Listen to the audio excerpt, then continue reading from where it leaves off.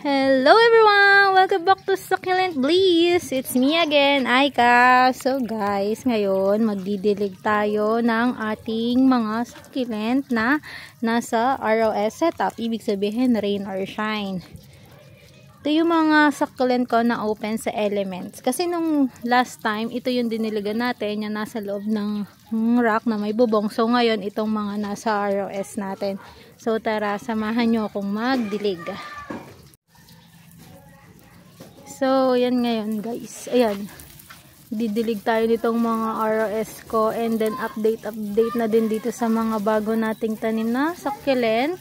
Yan. Pagpasensyahan nyo na guys, medyo may mga sumisigaw na bata kasi naglalaro sila eh. So, ito, dito may donkey's tail. Ay, hindi. Simulan natin dun sa taas.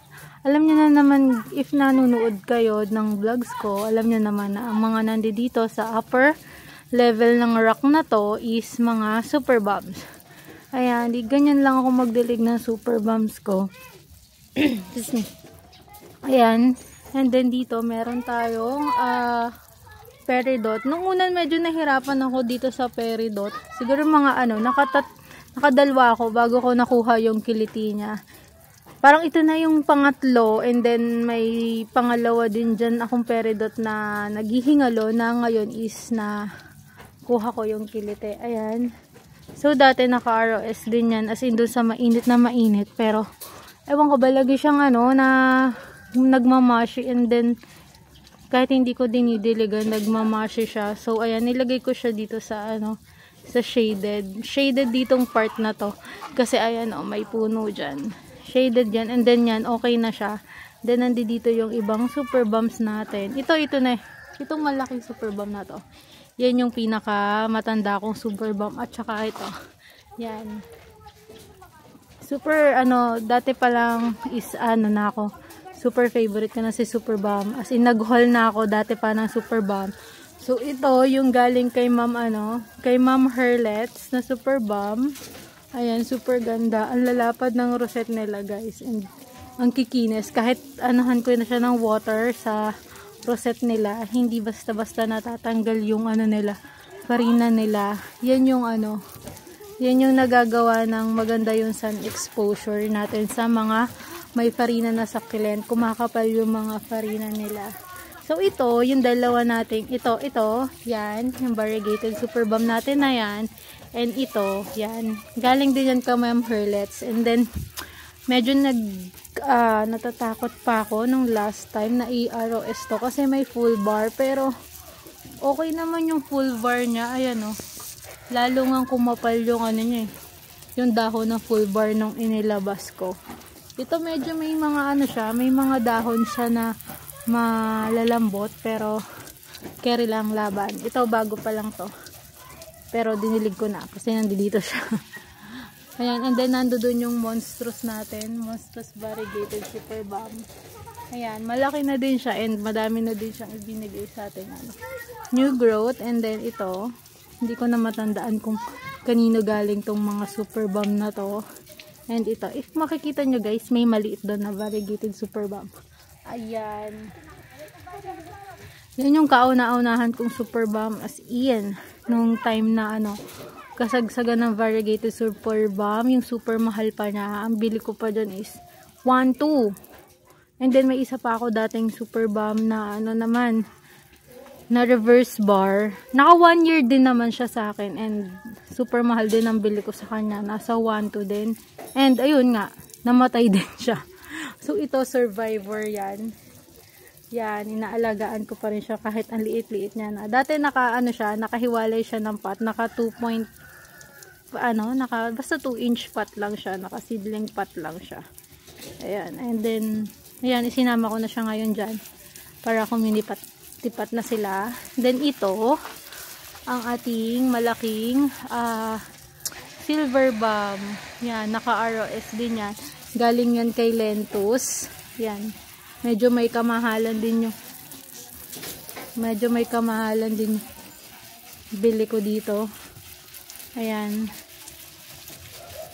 Pero, Christmas gift yan sa akin ng partner ko. Kaya, carry lang. Actually, ito yung memorable sa akin ng mga super bomb. Lahat naman sila importante sa akin, pero may mga kanya-kanya silang kwento. Pero ito, si Silver Bomb, and itong dalawa nating variegated super bomb, yan yung Christmas gift sa akin ng partner ko.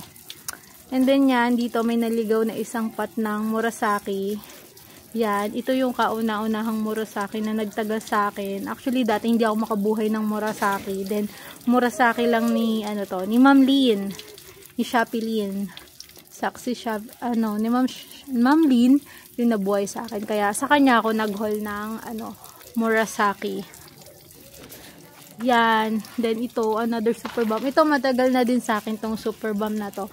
Itong pot ng super bomb na to, ito yung reason kaya na na pwede sa ROS si super bomb, kasi ito last year is naka ROS talaga to, as in umulan, umaraw, anumang panahon nasa labas lang siya, and carry niya.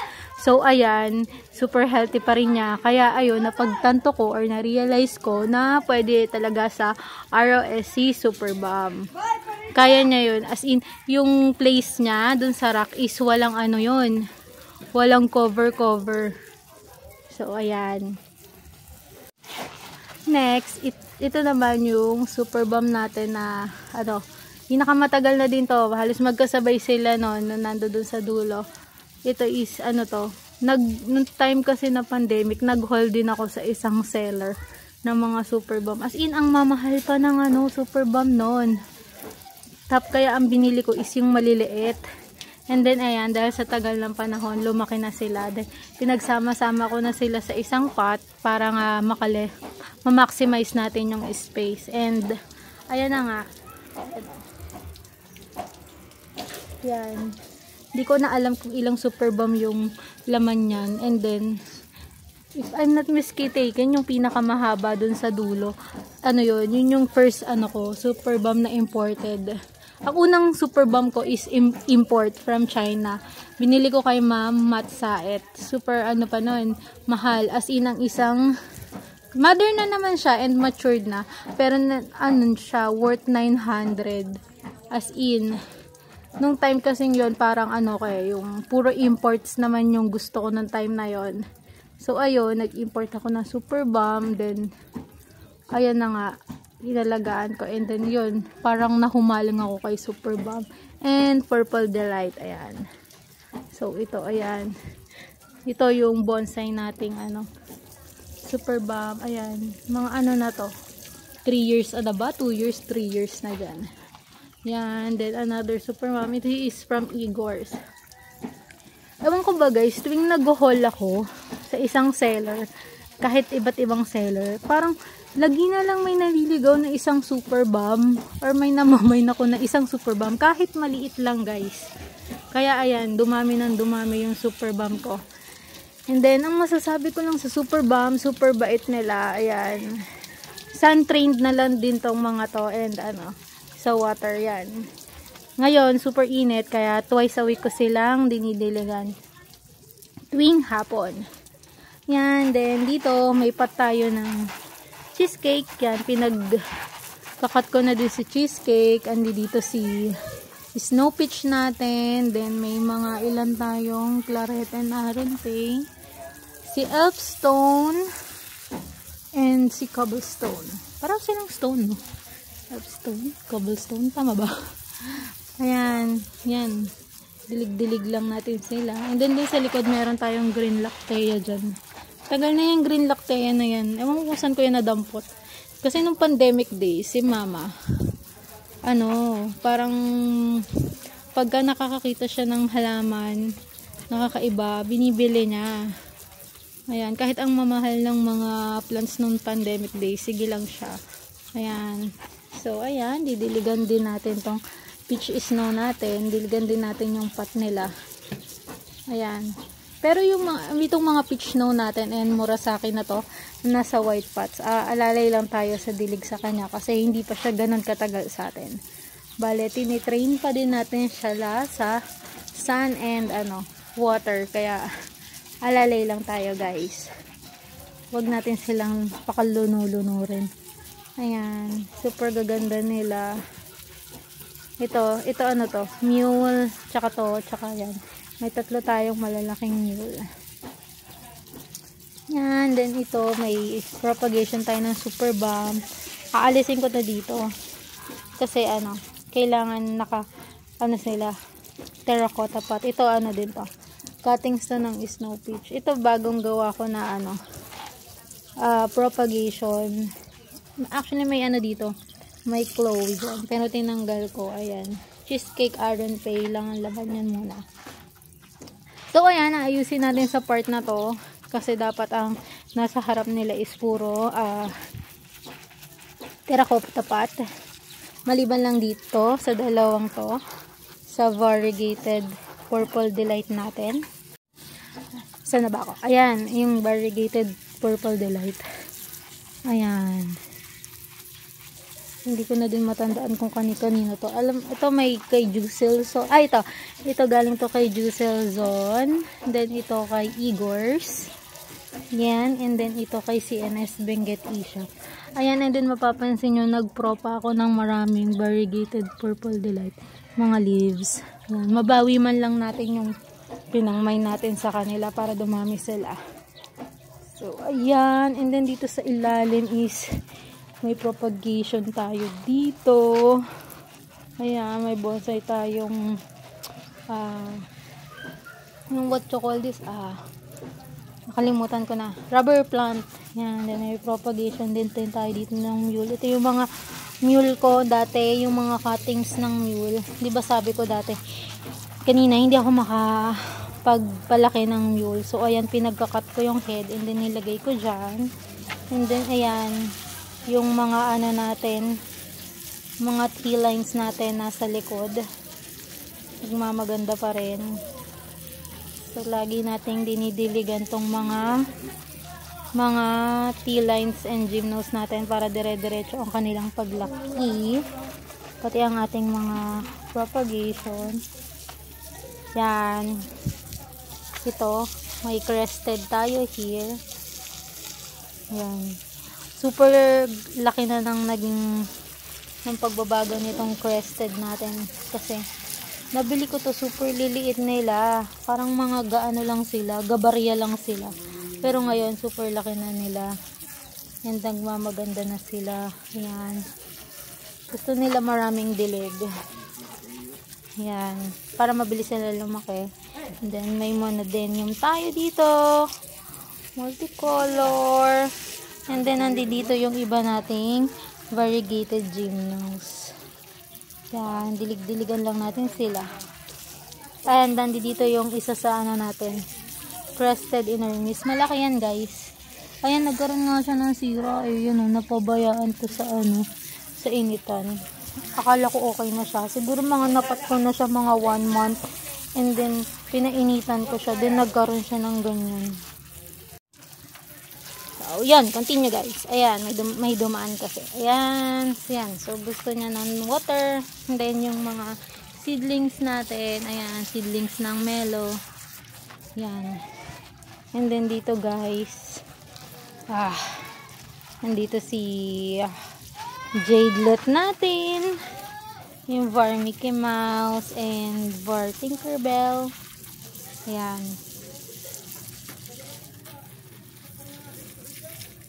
Yan. And then niripat ko pala yung Laura natin guys sa mas malaking pot.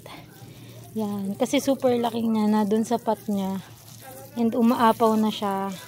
And chinek ko guys, September ko pa pala siya nabili. So, if wala pa kayong Laura guys, bumili kayo kasi super bait ni Laura. Ayan, lagi siyang nagtu-twin head. Ang dami ko na ditong Laura, pakalat-kalat. Ayan o, Laura din yan. Nag-twin head na din. So, ayan, ang ating Heart Delight and Pseudo Major na Curie. Ang ating nakahang na Ellen. Ayan, and Choco Moonstone. Then, nandito yung natin, variegated super brow and string of ano ba to? Kalimutan ko. String of yan? Ay, ruby necklace. Yan. Ando doon ang ating variegated string of hearts. Then, dito ko nilagay yung natin, Prolifica. hinang ko din siya para maganda siya. Kaya nasa baba niya si Hybrid Ellen, and then dyan yung yung isang head ng Silver Bomb. Kinat ko kasi yung isang head ng Silver Bomb, yung baby niya na nasa likod yung head. So sa isang araw or sa papakita ko sa inyo yung pinagkata natin kasi may baby na. Yan, dilig-dilig lang. Nakakadilig ko, kakarepat ko lang ng mga to, kaya hindi ko sila didiligin na sobrang dami. Ayan. Minsan kasi kahit kakarepat ko lang, kung alam ko namang maraming ugat yung plants, kung hindi ko masyado disturb yung ugat ng plant, go lang ako sa pagdidilig sa kanila. So ayan, then ito yung mga bagong plants natin galing kay BB Kiss. Yan, konting lang din, konting dilig lang din. Dito na tayo guys sa isang side ng garden natin. Yan, ito yung talaga full sun. Yan, wala silang cover sa nila, wala silang bubong. Yan, nandito si Jadelet, yung Chloe natin na Forever Stress, yung Hakuho, and then yung mga carunculated natin. Dahil kakapat lang nito, hindi ko sila gaano kadidiligan. Ito yung pink rose natin, tama ba? Yan, then si Darling. And then yung ating ghost plants and orange flower. May paparating tayong orange flower, kaya baka ma-repat na natin to. Kasi pagsasamahin natin sila sa isang pot para lush sila. Ayan, nandyan na yung mga iba nating gymnos. Yan, ganyan lang ako magdilig sa kanila. Yan. Hanggang sa tumulo lang sa ilalim. Kasi by Monday, next week, didiligan ulit natin sila. Ayan, kasi super init ngayon, kaya twice a week tayo nagdidilig. Yan, dilig-dilig lang, konti-konti lang kasi ito mga kakapat lang. Yung mga kakapat lang, konti-konti lang dilig. Baka masobran sila, biglang mabulok. Yan. So, yan lang guys, yung way ko ng pagdidilig dito sa mga naka-RS na area natin na to. And dito sa likod ko. And abangan nyo yung next video natin. So, yun lang. Thanks for watching. Bye!